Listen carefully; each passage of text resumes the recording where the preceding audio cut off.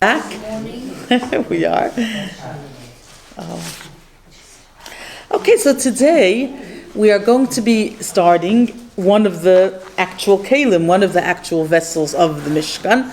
We've sort of done, there's so much more to do, but we will leave what we've done, that's it, as the first few psukim. So it is Perek Chav Hei, which is chapter 25, Pasuk Yud, verse 10, and in Parshas Terumah, and it's the Arain. So today the first vessel that the Mishkan that we will discuss is the Arain, which is the first one which is mentioned in the Psukim. Very interesting. Parshas Terumah and Tetzaveh, as we said, are more the command to build the Mishkan. And in Parshas Vayakal and Pekudei, where they actually are building the Mishkan. When Hashem commands them, He first mentions all the vessels and then the structure. When they build, they first build the structure and then the vessels. Like we get the house and then we put the furniture. But in the command, we go to the actual kalim. That's really, obviously, the heart and the soul of the Mishkan. That's the main thing. The first one that the Psukim choose to tell us about is the Arain, and we'll see soon why. So let's see a little bit first, just technically, what is the Arain? How was it built? And I have some beautiful, beautiful pictures. Baruch Hashem found this fantastic book, so we will look at them. But first, we'll just read the Psukim, and then we'll see get a picture of what it is.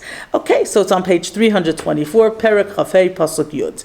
V'asu Arain Atzei Shittim. So it's the Arain, it's the actual command that you shall make, or it actually says they, V'asu is plural, shall make an Arain of Atzei Shittim. Atzei Shittim, as remember we discussed, that special wood. Amasayim, and the measurements are Amasayim V'chetzi Arkai, 2.5 amos is its length, and we'll see in a minute what an amma is. V'ama v'chetzi rachbai, an amma and a half is its width. V'ama v'chetzi kaimasai, and an amma and a half is its height. Now I looked up because I'm not so good with hope I brought the paper of how much is an amma. So there are like with everything, there's different opinions. But the simplest one, let's see if I can find it. Actually, in the book it also says it. I actually specifically printed out, but of course when I need it, I can't find it. Okay, so in the book it'll tell me, just want to see here. It was sent, let me just see. I'm so sorry, I did have it, but I don't know where it is. Okay, let's see.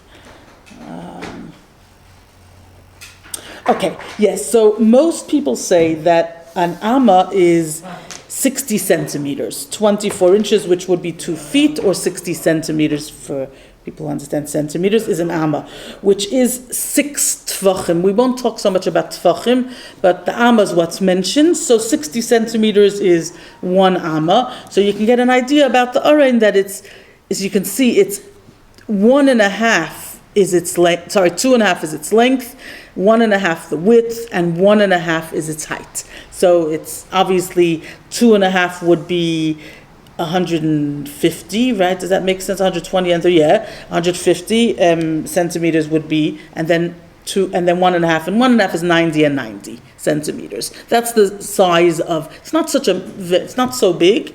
Not so big at all, but this is the size of the Arain. Okay, let's understand what happened here. What kind of Arain, what was it? What is the Arain? Okay, so let's see what it says. Before we go further, just look into Rashi for a minute, Rashi 10. So it says, V'asu Arain. So Rashi tells us that what is an Arain? Ke'ein Araines she'osim b'loi raglayim. Similar to arks that are made without legs. So it's like a trunk, he says. It's more like a box. It's like a trunk, which they call, and he gives the French name, escrin, which rests on its bottom, so it doesn't have legs. So it's just a box, but it's, as we'll see soon, it's not one box, it's 3 boxes. But the Arain is, as we know already from previously, what was in the Arain was one of the most precious items, was the luchais. The Arain was placed in the Holy of Holies, so it's in the holiest part of the Mishkan, and now we'll see a little bit more what exactly it's made of, and a little bit more about it. Okay, so Pasuk Yud Aleph. And as we'll see soon, now it's just technical, but we'll see soon that every detail has incredible, incredible meaning. V'tzipisa oisai zahav tahar. So it says, you shall cover it with pure gold, mibayis umichutz, which means from outside and inside. Titzpenu, you should cover it, and we'll see in a minute what that means. From inside and from outside, you shall cover it. V'asisa olav zer zahav saviv, and you shall put a golden crown all around. It's not very clear from the psukim what it means, but I just want to read another two psukim and then we'll see what it means. What does it mean that it's covered on the inside and the outside? And what is the crown? Yes, so let's see in a minute what it means. And but let's just see arba taba'i zahav. You shall pour, so this is on page 325, it's Pasuk Yud Beis. You shall pour for it 4 rings of gold. V'nasata al arba pa'amai. So you should put the 4 rings of gold on all the 4 corners. Shtei taba'is al tzalei ha'echas, 2 rings on the one side. Ushtei taba'is al ha, and the next page has a beautiful picture which we'll look at in a minute. Al tzalei ha'shenis, on its second side. I just want to see one more pasuk and then we'll come back to page 326. Vehevesa es habadim, and what are the purpose of these rings that are 4 rings on the sides of the arain? They're there because vehevesa es habadim, you put these badim. What are badim? They are these, yes, they're poles, and that's what they used. That's right, exactly, in order to carry the arain. So there were 2 poles, and that's why you had 2 rings, so the poles went through the rings. That's how it remains in. So as he says, in order to carry the arain with them. Today we won't discuss this, but this is fascinating, that these badim, these poles, these things that which they use to carry the arain, are never removed. They always remain there. There are other vessels which also have badim, but they are removed. But the ones in the arain are permanently there. As we say, lo yasuru, they should never be removed. V'nasata el ha'arain es ha'edus asher etein elecha, and you shall put into the arain the testimony that I shall give you. Okay, so let's go back. Let's just look for 1 minute at page 326 and I'll see some of the Rashis. 326 is very nice, and then I'll pass around this book, which is even more beautiful. But just to get an idea, just to look together. So if you look at page 326, you have, of the art scroll Chumash, you have the picture. And you can see already that there's something different. We said that it's so gold on the outside, gold on the inside. It almost sounded like it was like one box which was coded, but it's not that way. It was 3 separate boxes made separately, but they were inserted into each other. 2 of the boxes are made of gold and the middle box is made of wood. That's why, so it was sort of coated with gold on the outside and on the inside. They're made in order so that they fit perfectly into each other. You see, you can't see from this picture, but the crown, and I'll show you in a minute when I pass around this book, you'll see that, that little golden filigree crown, that comes up higher than all the boxes, even when the boxes are inserted. Now, you know what? Before I go for it, I just want to pass, even though it'll take a minute, it's worth it. Okay, these are the boxes, but I just want to show you. Just look at these pages. You could look 2 at a time and turn 2 more pages. It's absolutely beautiful. Really, really magnificent. Where are these pictures from? I don't know where they if they took it in near the Kaisel. There is a museum, but I don't know that they've made it there or they just drew them. I'm not sure, but it's amazing. It's absolutely amazing. You could turn the page so you can see how it looks when it's fitting together. Do you see how it? And that's So those are the 3 boxes. And then you can see how they fit in, and that outside one comes a little bit higher, and this comes up on top. That's the crown that goes all around. Yes. It's amazing. And one more page, I'll show you, because then you'll see what happens. We're not going to, this is the rings. They show them a little bit lower, not all the way on the top, but sort of top middle. And then that will be put on top of it, but the crown will come a little higher. So these are the sticks that go in, and they stick out of the curtain. No. We don't know what's happening. Well, the Aron we do know. We actually will discuss it. No, not the Aron. Not the Aron. Daisy, I'm sorry, I'll come back to you. Guys, look, maybe, I don't know if you can all see together, but I'll show you something absolutely magnificent. So this shows you, again, this is the box. This just shows you the three, that's the one wooden box. But the gold wood fold, they're inserted. This wooden one gets a gold covering so that it doesn't look wood. You don't see the top of wood. So it all becomes neat, but the top one comes higher a little bit. The middle one and the little one actually have the same height, ends up at the same, and it's always, so it really almost looks like there's only two. Yeah, this one fits in perfectly into that. No, this one fits in perfectly into this one, and this one comes up higher. The outside one comes up a little bit higher. See? And it's covered with gold, and then there's it's absolutely beautiful. And then these are the rings that are put all around. And then what you have is, and then you have and they stick out of the curtains. So it's very interesting. It says it protrudes a little bit. So because nobody could go in here. This is the Kodesh Kodashim. But what they did see from the outside was they were able to see. Sorry, Daisy, I'm coming to you. So that's it. It's absolutely beautiful. So you can see how it is. It's the three boxes, the wooden one in the middle, and these two, as I said, really are the same height, and they put this gold, so you can't see the wood at all. The top becomes covered with gold on top of it. It's like a frame, exactly. But the outside box comes a little bit higher. So that's where, and then the crown is. Where the now.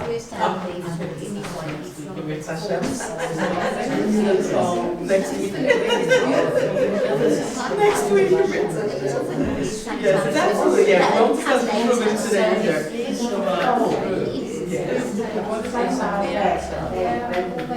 Is it the gold? Yeah, Which thing? No, they're not inside, they're outside. Oh, sorry, but they were No, they're attached to the box. Look, and I'll show you here. You can see it's clear. No, that's on the top. That's a lid. That's that's totally separate actually, and it's put on. Yeah, but that's we won't discuss that today. But you can see the poles come. You see where they are, and that's how they have it. So that's actually separate. That's right. It's a separate piece made separately, and then it's put on. And the badim are made out of? Atzei shittim coated in gold. Atzei and coated in gold. Can I pay you a compliment? What an amazing teacher you are. Been through this with how many teachers, but I've never had somebody make me excited about actually seeing this. No, but this book is magnificent. I said I have to get the book. This is my investment first. I can't register without this one. This is such a beautiful book. Anyways, you can see how it is. They have a bigger one that both didn't have it, which is really beautiful. That's the same, but just to be precise. Anyway, so that's what we'll discuss. You can keep this here, but I'm just we'll go a little bit more. No, they're inserted in each other, so they look like one. They almost become like one. They snugly fit. So it becomes one box. Yes. Okay, so that's a good question also. So you see, Rona has a good question if that's where the Sefer Torah is. So the truth is that Moshe Rabbeinu, there was a special Sefer Torah that he wrote, and there's different opinions. Some people say that miraculously, because this box is not very big, it's not, fit the Arain, fit the Luchos, the second set, fit the broken Luchos, and somehow fit the Sefer Torah. But some people say there were two Arainos. There were actually two different sets of Arain. So this is the main one, had the complete set of Luchos, the second set, that's that. And then there was another Arain, which had the broken Luchos and the Sefer Torah in it. So there's different opinions of exactly. But definitely it had the actual Luchos in them. That's what the main point of it was, to have the Luchos. What's the measurement of the Avon? Okay, so we said 2.5 by 1.5 by 1.5. And what is 2.5 meaning? Okay, Amos, which we said was 60 centimeters an Amma. That's 120 centimeters. It's like 1.5 meter. About 1.5 meter by 1.5 meter. Yeah, and the height. Yeah, so it's not very big. 90 centimeters. 90 by 90 by 150, right? 2.5 by 1.5 by 1.5, right? So 60 centimeters to an amma. So 120, 2.5 would be 150. 1.5 would be 90 by 90. Yes. So it says it there. Do you know, if you look, Leah, look in the book, it'll show you. Look in the book, it'll show you clearly there. It shows you the measurement. No, on one of the pages it shows you very clearly. It'll tell you. Maybe when it's put together you can see. A tefach is a lesser measurement. There's 6 tvachim in 1 amma, which means about 10 centimeters to a tefach. Yeah.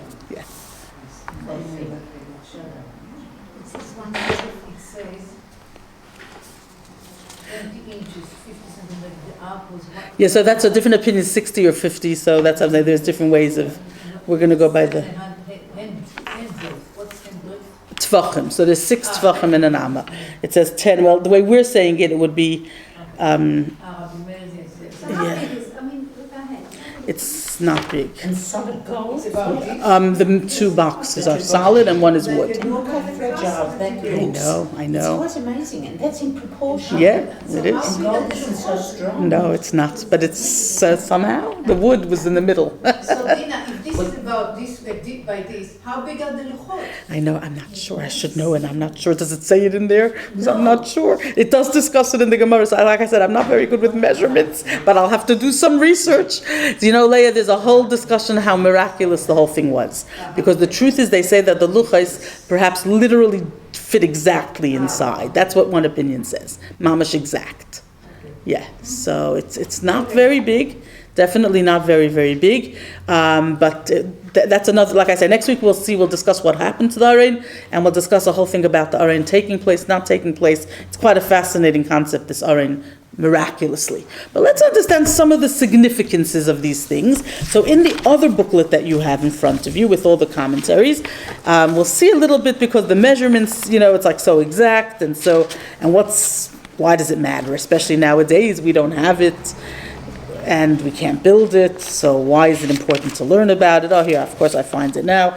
So it's 60. So there's different opinions, as we can see, but the one we said 60 centimeters is an amma, 10 centimeters is a tefach. That's most people's, okay. Or whatever, that's the Chazon Ish. Okay, now, so let's see our booklet that we have. Sorry.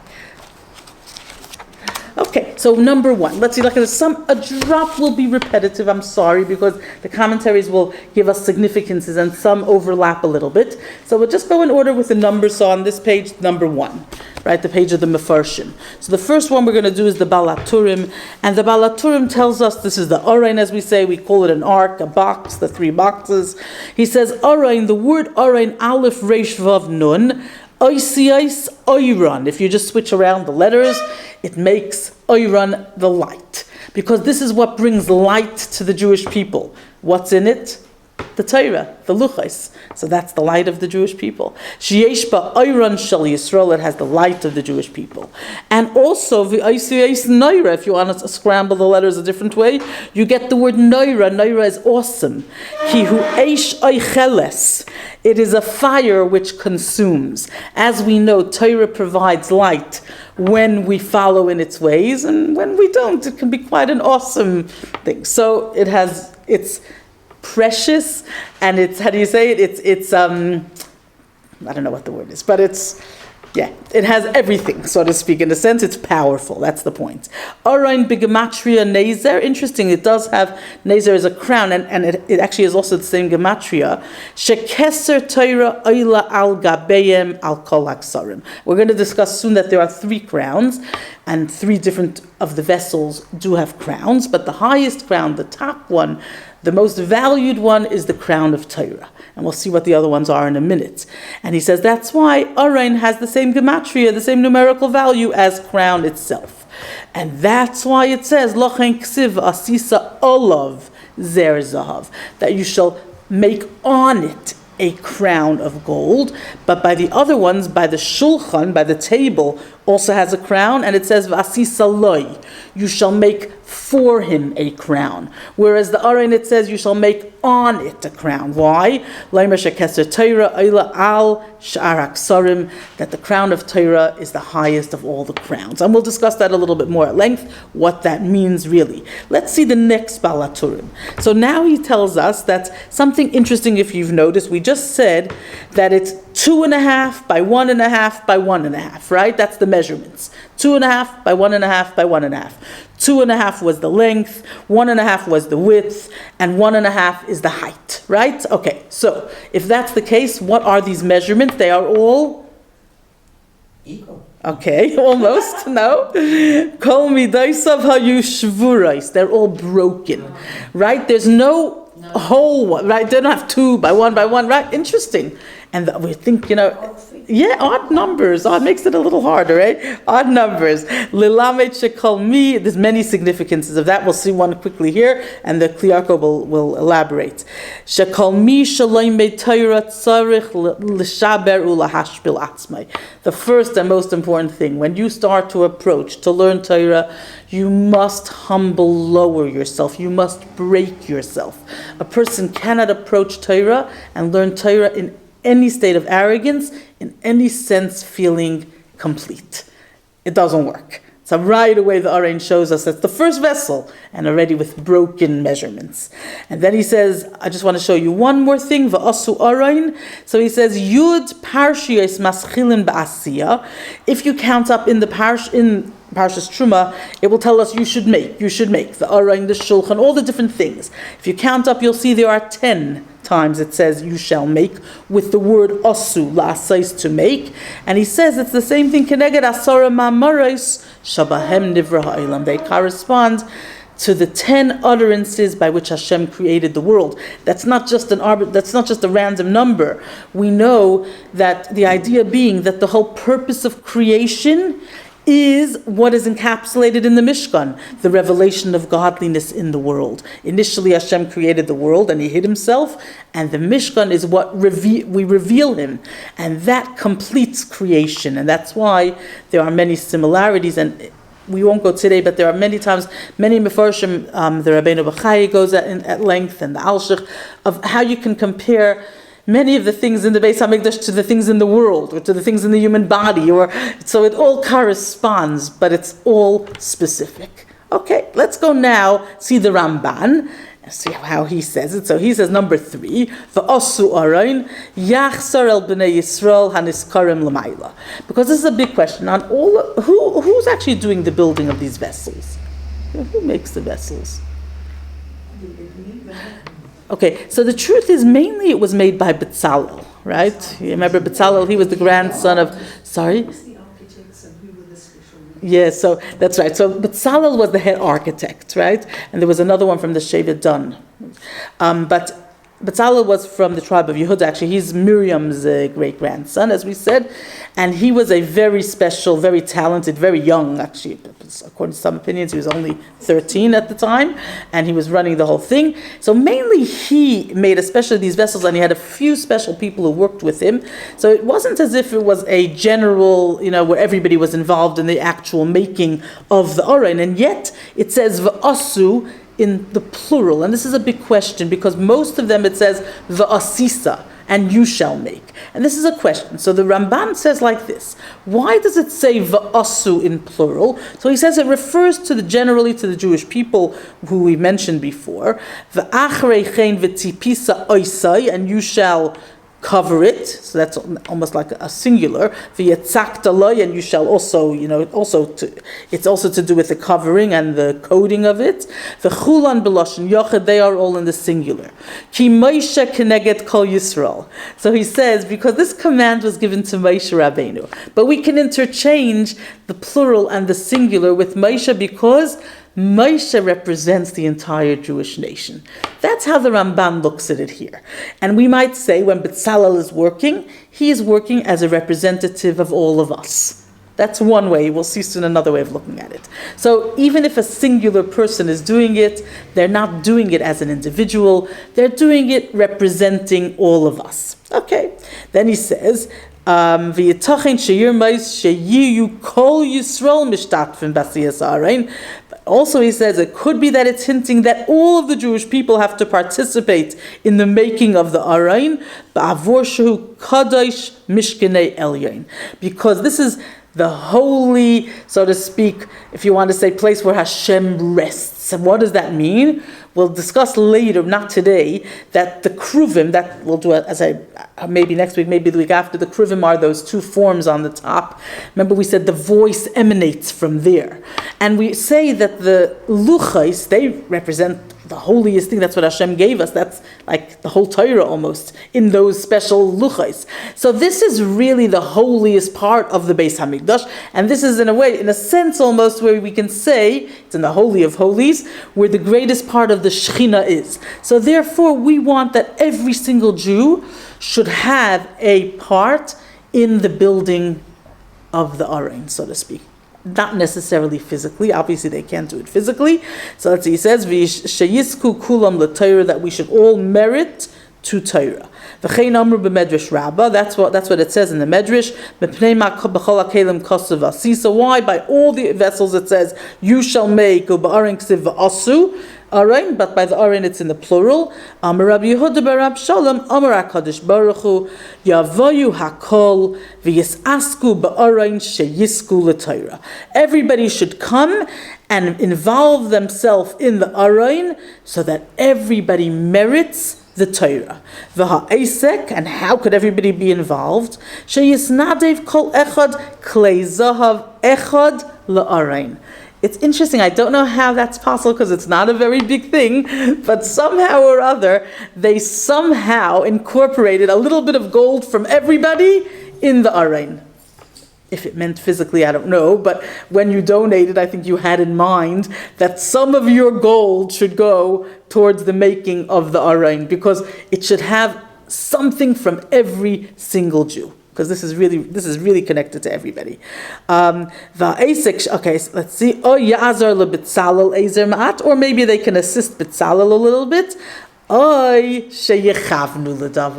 at least they should have intention. So even if it doesn't actually play out, but intention that they have a part in the building of the Aron, because it belongs to all of us. And this is, in a sense, the most valuable, in a way, of all of the kelim, of all of the vessels.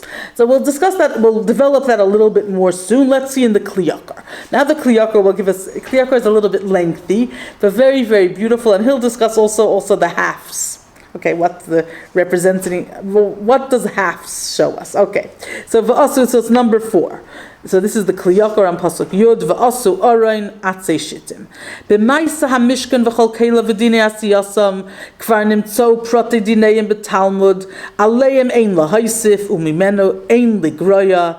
So he says the truth is that on all of the Mishkan, all the making of the Mishkan, we find all the details in the Gemara, and the truth is all the details of exactly how to build, the measurements and all the laws, we find them very much spoken about in the Gemara and the Mishnah. And he says, really, we can't add, we can't take away. There's nothing that I can give more to all of those details, he says. And as he says, "V'lo nishar lanu lechadesh behem davar," nothing remains for us to actually say anything new about them.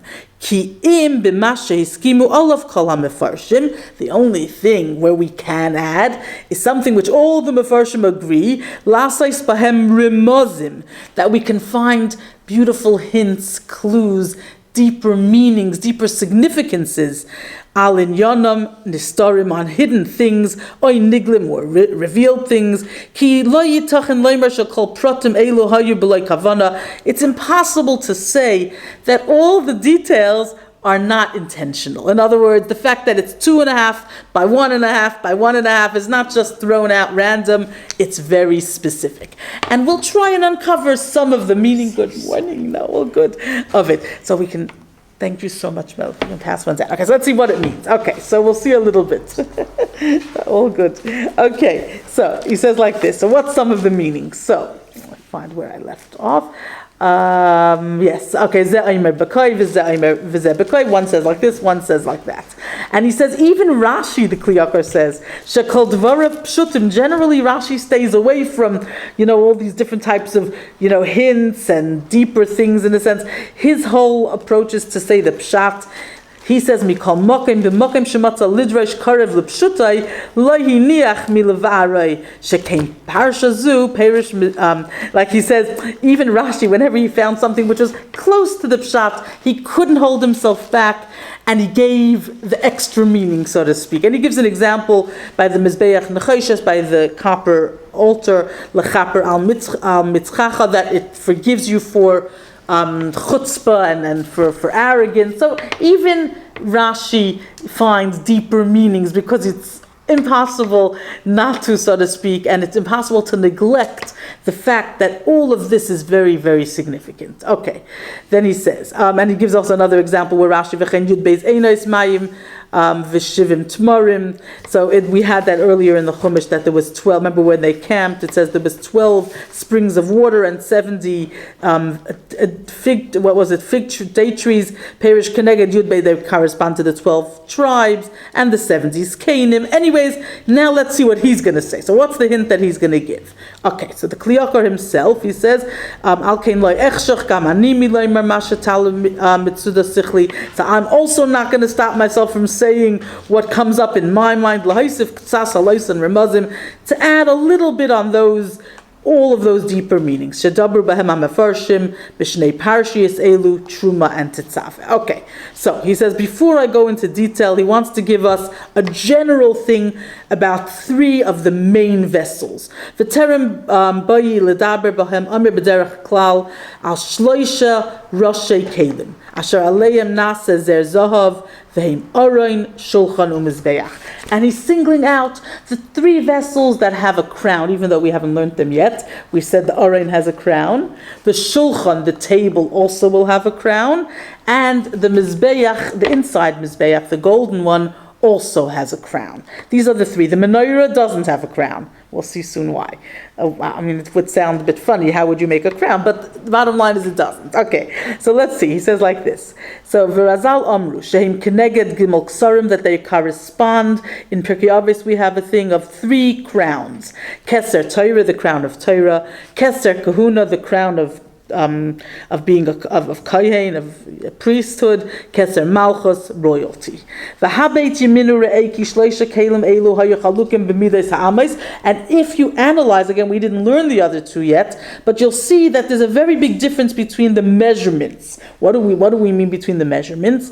Ki ha'arayin hayu kulay amaisaf shvuros, as we said, the arayin, all of the measurements were broken ones. V'hamizbeach hayu kol amaisaf shleimais. But with the Mizbeach, they were all complete. And when we get there, we'll see. So they're all complete. They're not halves. And then we have the middle one, the Shulchan, Hayu Miktsasan Shvurais U Miktsasan Shleimas. That's part full and part half. Why? Sounds, it's just whatever. Just because that's the way the measurement works out. No. So he says, Haloi davarhu, it must be something. What's the significance? So V'akarev Eilai Loim Barbazah. So that's now it starts the big V'akarev on number 4 there. So he says, what it seems to me, what's close to me. Lefisha Amru HaChachamim B'mailas Habeit L'mayla Mimcha. So what do the Chachamim teach us? When it comes to good things, so to speak, you should look up. When do you look up, so to speak, which means to somebody who has more than you? We know that's in spiritual things. When somebody is spiritual or when somebody has good traits. That's when you're allowed to be jealous, as we say. So let's see, he says, what does that mean? He gives an example. Ki al yidei zeh yidme benafshay ki hu choser min shleimus, because then what will happen? You will realize that you are missing something, you're not complete. And you are nothing like your friend. He's much more than you. And you will be jealous of him. And what will that cause? Is it good to be jealous? But in this case, yes. Then you will add to your wisdom, hopefully, because if you look at somebody who knows more than you, and you feel, wouldn't it be nice if I knew as much as him, that hopefully will drive you to learn more. Hopefully, that's the idea. As he says, yeah, that's right. The famous line, "Kikina seifrim tarba chachma." Jealousy amongst learning, so to speak, increases wisdom. That's what we say. That's why it's many schools, many yeshivas, many shuls. That's all good. The more places, the more opportunities there are for learning, the better it is. And we should always look to somebody who knows more than us, not to somebody who knows less and feel good about ourselves. Rather, somebody who knows more and feel, wouldn't it be nice? Okay, then he says like this, Aval b'inyanei ha'olam hazeh, but that is only in that realm. But when it comes to physical, material things, this world, matters of the physical world, Dahainu kol hatzlachos hagufnius, and it doesn't just mean literally physical, but every success that is in the physical realm, ka'oisher, v'kavod, right, wealth and honor, yistakel b'mishu lamata mimenu, that you look at somebody who has less than you. That's the way you view that. And what happens then? So obviously this is we know this, but it's just very beautiful how he brings out, this is, the Mishkan shows it. That's what they were able to see every day when they would go and think about it. That's what we do when we learn about the Mishkan. What that will cause is you will be happy with what you have.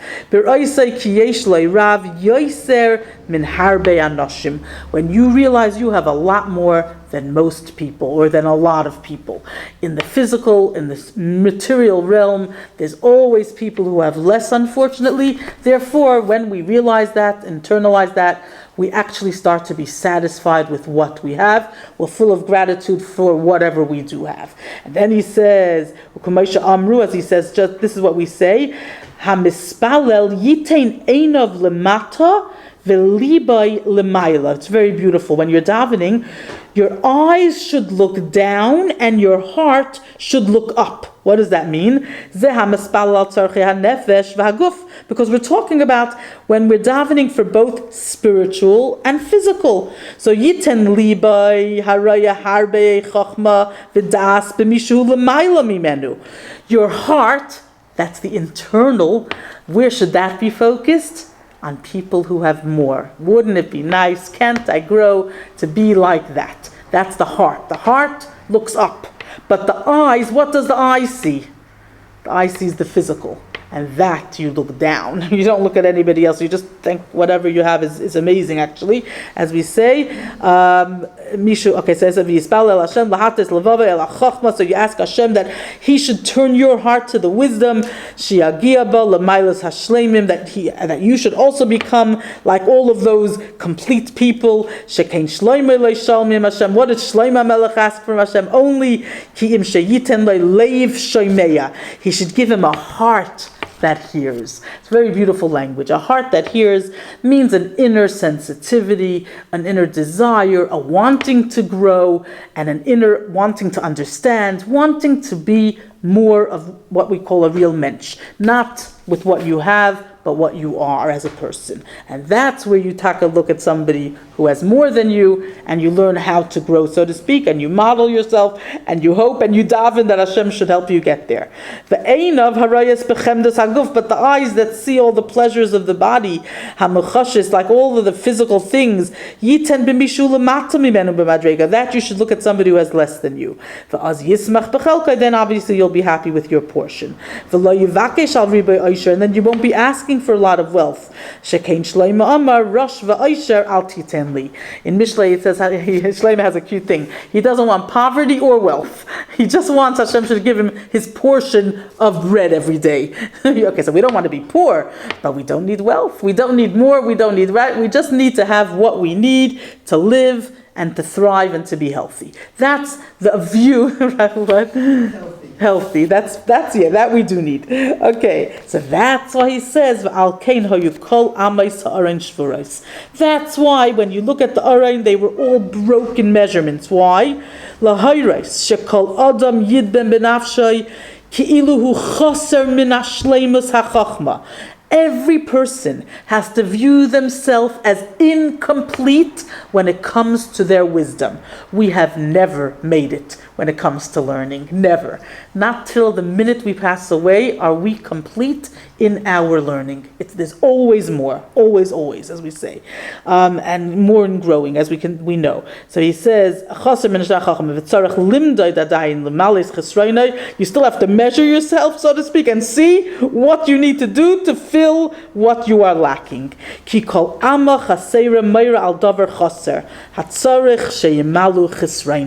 a very beautiful view. It doesn't just mean that you look at people who have more, but it means you actually measure and you see, where am I lacking? And where I'm lacking, that's where I have to try and grow.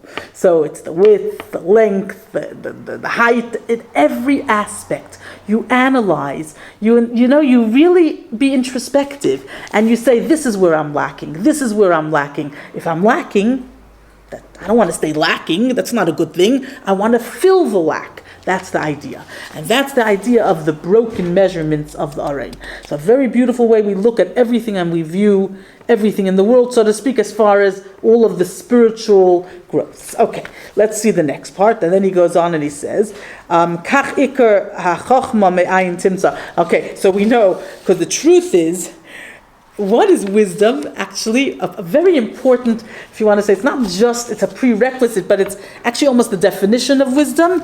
Wisdom is humility. Somebody, and that's the truth, is you see it with people.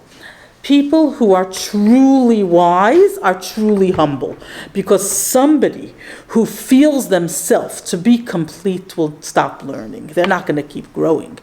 Somebody who doesn't feel themselves to be complete will continuously grow. That's a truly wise person. Those are the curious, intelligent people. Those are the people who, when you're around them, you can see that they're not stuck in one way. They're constantly growing. And that comes from an acknowledgement that I'm still lacking. Because if you don't feel like you're lacking, well, then you're just happy with what you are and you'll just stay put the way you are. So as you can see, so that's a truly wise. Now he says, somebody who considers himself lacking. But somebody who thinks to themselves that they are taka wise, I've already reached my ultimate, I'm perfect the way I am. Who is truly wise? Somebody who learns from every single person. And you do see it. You see it with really and very well. No, I mean, he wouldn't have wanted me to say it, but anyways, my father's already passed away, but my father was a very, very, very learned man. He didn't stop learning. But it was interesting. We always noted whenever there was like a new shir, and as time went on and the technology went on, and you can get these shiurim that they would record, and then my Meishlem put on an iPod for him and showed him how to use it, which was a very big thing. And he would listen to other people's shiurim. And sometimes people would ask him, "But why are you listening? You've been giving shiurim on this for years." He says, there's always something new that I learn. Even one thing, it's worth it for me. And it was just that was his whole approach. And the truth is, that's why he kept on learning, he kept on growing, and that was, and literally till the day he passed away, that was his way. And every person he would meet, he would find some way of talking to them, and he would say, you could feel it, that he felt there's something you can learn from every single person. It's an incredible gift to have that view, that perspective in life, because it is true, and that just opens you up. It's so beautiful. It's the most beautiful way of living, because then every day you're truly alive. Every day is a new day, meet new people, new experiences, and you take grow. If you're open to it, that's what it is. So this is what the Arain shows us already. Then let's see, we go on and we say, also he gives another example. He says, even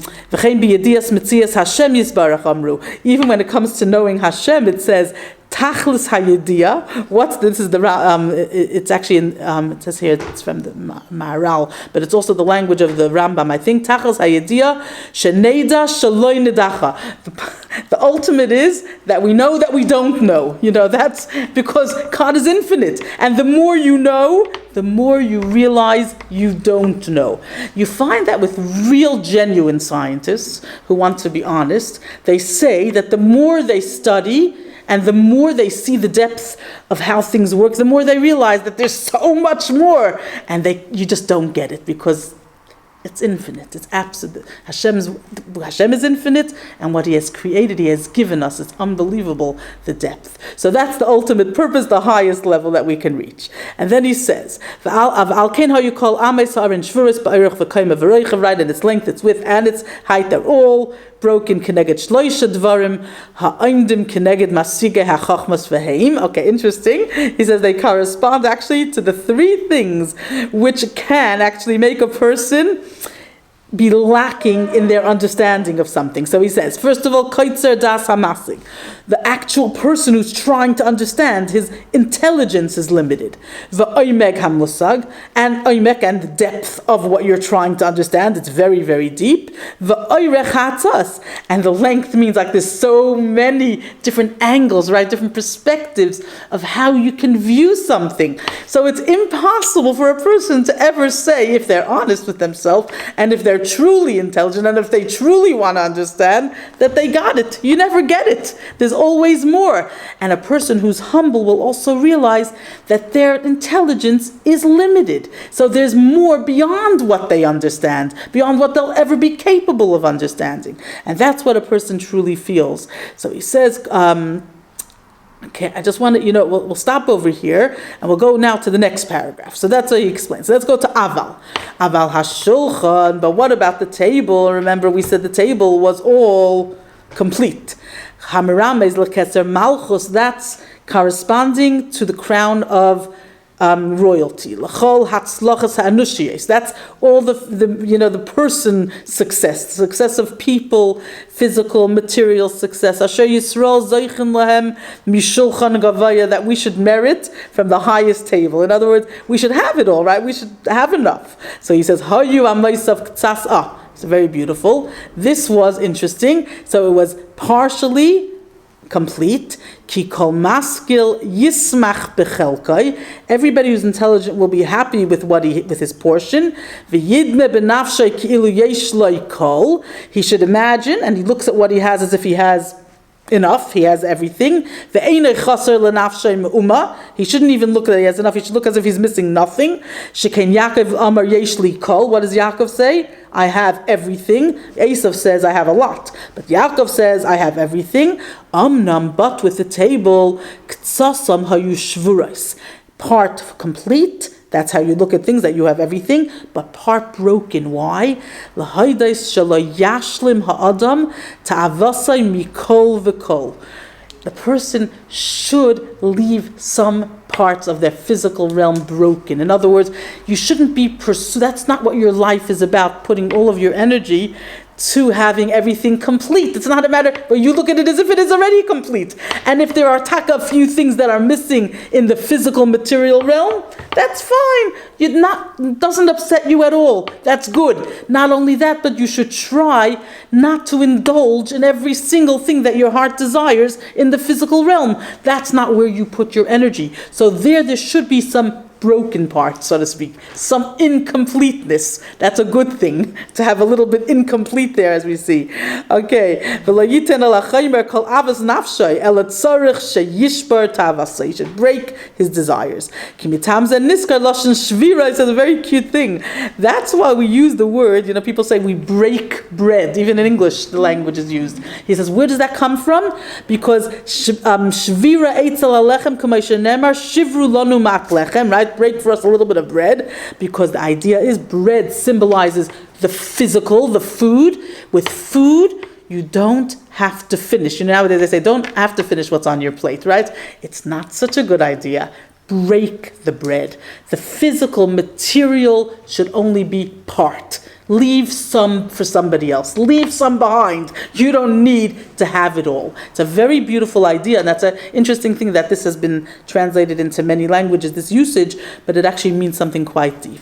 And this is why the Shulchan had both complete and incomplete measurements. B'shivrei lechem mata lechem. Okay, so he said, okay, then we go on. Aval, mizbeach haktayres, we said the mizbeach, the inner one, the one that they used for the incense, the golden Mizbeach, hayu kol amoisav shleim, and that one was all complete. V'chein Mizbeach ha'oila, and actually the other Mizbeach, the outside one where they brought the karbanis, the copper one. Ki inyan shneim lahashlim es ha'adam ha'chaser mitzad maisav, because the purpose of the Mizbeach is to actually complete the person who made a mistake.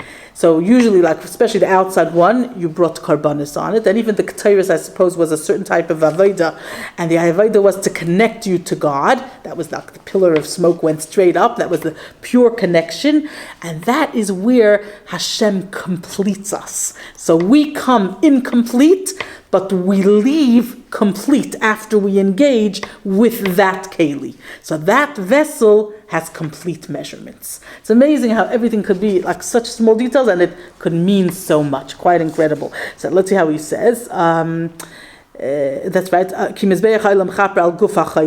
So the outside altar, the copper one, that provides atonement for the body of the one who has sinned,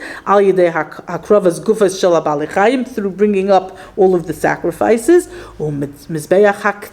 That incense altar, mechaper al haneshama, brings atonement for the soul.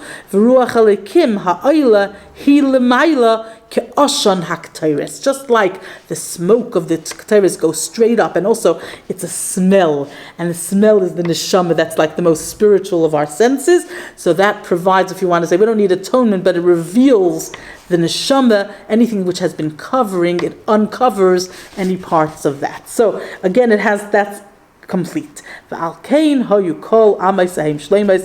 why they were all complete. He says, after this small little idea, now I'll go into more detail about each one individually. Okay, so let's see a little bit. I'm sorry, the next one's also the Kli Yakar. I know it. Oh, wow, it's so fast. The time goes so fast. Let's do a little bit more. I know we won't do all the Mefarshim inside, I know, because it will take us too long, but it's just very, very beautiful, so I find it hard to pick and choose. I'll just show you something very beautiful, and we're going to continue with this thought next time, because the interesting question that many of the Mefarshim ask is, the Aron is really the most precious of all the vessels. And we said it has a golden box, and then a wooden box, and then a golden box. Why the wooden box in the middle? It sounds almost like fake, like you hide. Yeah, it's a sandwich, but it's in a way a sandwich where we're a bit like, what's the word? It's like, you cover it, like it's silver plated. It's not real silver. Why do we want to do that? Why shouldn't it just be completely gold? And there's different answers given for that. And I'll just share one thing orally, and then next week we'll see more. The eights represent something very important. Eights is wood. That's the middle box. One thing it represents many things. But amongst them is the fact that we say Eitz Chayim Hi La Machazikim Ba V'Samcheha Me'usha. Right? We say it in Shabbos. We sing it when they take out the Torah. What is Eitz Chayim Hi? It is a tree of life, right? What is Machazikim? To those who strengthen it, to those who hold it. And then V'Tamcheha are those who support it. They are rejoiced, they're happy, they're uplifted. Because this represents something very powerful. The Torah, as we said, there are people who identify themselves as Talmidei Chachamim, who are lucky enough to be able to sit and learn Torah all day, all night, whatever, and live a life where they can really learn. But then for most people, that's not the portion in life. For most people, we're lucky that we learn a little bit, and we do, and everybody has to learn, and everybody wants to learn, and everybody can learn, but it's only little bits. And the Torah really remains something very vast and almost elusive for most of us, a large part of it. So here the Aron shows us something so powerful. Every Jew has a connection to the Aron, whether you're gold or whether you're wood. The gold represents the ones who really just learn constantly. The wood are the ones who support the Torah. The supporters of the Torah are equal to the ones learning the Torah. And they fit all three together, so to speak, three boxes. And we'll discuss more next week in Mirz Hashem how it works, but the important thing to remember is that there are many ways to do a mitzvah. You do it or you enable somebody else to do. And in learning Torah especially, As we know, the Yisachar Zvulun partnership, right? The idea of the one who sits and the partner who's in the business. But that's very important that the Arein incorporates all of them. It's not just, even though it has the Luchais and it has the Torah, it's not like a different vessel represents the ones who support. But in that exact vessel, and not only that, but the top of it becomes covered in gold. It becomes one with the gold. That's what happens to it. Gold on the outside, gold on the inside. So the people who support those who learn Torah have just as much a portion. And supporting the learning of Torah can be done in many ways. We'll discuss, I say, next week in more mefarshim, but some is with financial support. Sometimes it's physical, just enabling somebody. Whichever way it is that you help somebody to learn, that's that wood in the middle. And we'll see next week more beautiful things. And the wood is something which grows, which is gold doesn't grow. Also, anyway, we'll see. But in Mirza Hashem, I'm sorry, I even wanted to do something on Purim. Okay, time goes very fast, but next week in Mirza Hashem. Thank you. Yeah.